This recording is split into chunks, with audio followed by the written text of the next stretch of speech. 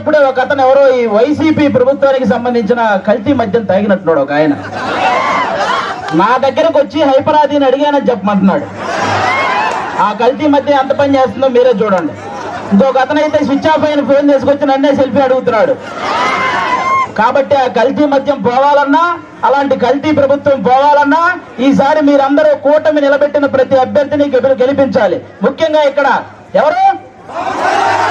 పవన్ కళ్యాణ్ గారు. First time నాకు పిఠాపురంలో నేను ఎందుకు పుట్టలేదా అని బాధగా ఉంది నాకు. నిజంగా పిఠాపురంలో పుట్టుంటే బాగుండేది, డైరెక్ట్ గా పవన్ కళ్యాణ్ గారికి ఓటేసి అదృష్టం ఉండేది కదా అని బాధపడుతున్నాను నిజంగా నేను. కాబట్టి ఇవన్నీ మీరు గమనించి ఈసారి పవన్ కళ్యాణ్ గారిని భారీ మెజారిటీతో గెలిపించాలి. దానికోసం ఇక్కడ కృషి చేస్తున్న మన వర్మ గారికి, అలాగే బీజేపీకి సంబంధించిన కృష్ణరాజు గారికి, ఇద్దరికి కూడా చాలా పెద్ద థ్యాంక్ యూ. అందరూ వాళ్ళిద్దరికి ఒకసారి గట్టిగా క్లాప్స్ కొట్టాలి మీరంతా. వాళ్ళిద్దరు సపోర్ట్ లేకపోతే ఇక్కడ ఇంత జరగదు.